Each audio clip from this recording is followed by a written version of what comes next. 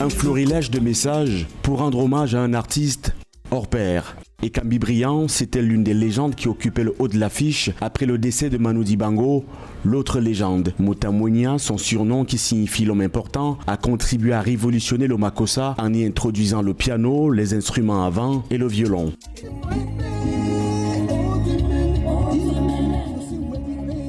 Il avait une capacité à mêler différentes sonorités grâce à un talent qui a pu inspirer les plus grands. Jean-Di Koto Mandengue, un maillon essentiel de la musique camerounaise, se souvient de leur première rencontre. J'étais bassiste de Claude François à cette époque, dans les années 70. Il est arrivé, il a tapé devant ma porte. Il m'a présenté ses maquettes, bien sûr. On a parlé surtout de la musique. Gandabaï, il m'a dit, Towa, c'est Boulé. Il a commencé à chantonner ses chansons. Voilà. Et j'avais un magnétophone, j'enregistrais ces acapellas et puis bon, quand il est parti évidemment, j'ai pris ma guitare, j'ai essayé de mettre ça en musique. La jeune génération incarnée par Ruben Binam, musicien, producteur et promoteur culturel, a de quoi faire perpétuer l'héritage des Kambi Bryant. J'ai eu la responsabilité de l'accompagner dans la réédition de certaines de ses œuvres aussi. Dans le cadre de mon label, Alizé Equateur Records, j'ai dû m'occuper de lui et je m'occupe toujours de certaines de ses œuvres, d'ailleurs au moment où il est parti. Et c'est comme ça que progressivement notre relation s'est structurée dans la responsabilité et dans le respect mutuel. C'est une personnalité qui m'a énormément appris.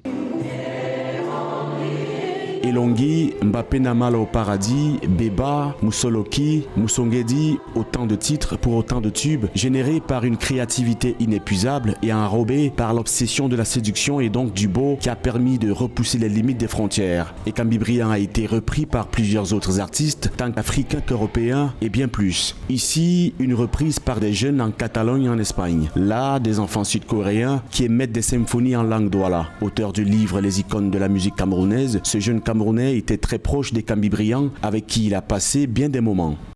Je garde de lui le souvenir d'un homme aimant, attachant, affable, ambitieux. Lui et moi avions une relation de père et fils, c'était mon père en quelque sorte. Il était toujours disposé à écouter et à aider les autres. Plusieurs artistes camerounais lui doivent leur carrière.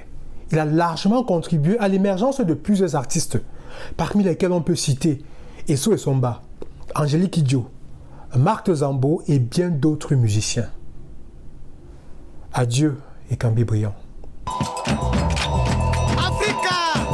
Avec l'album Africa l'artiste a enregistré un record d'environ 4 millions de ventes, ce qui lui a valu un disque diamant en 1975. À l'âge de 23 ans, Mota Monia rallie la ville de Douala et intègre l'orchestre Les Crack 6 comme guitariste. Suivra un concours de musique lancé par l'Office de radiodiffusion télévision française, dont le jury comportait deux grands noms, Manu Dibango et Francis Bébé. Et Kambi Bryant en sort lauréat. C'est grâce à ce prix qu'il sort son premier disque 45 tours, intitulé Djongele Landolo, qui enregistre 20 000 ventes.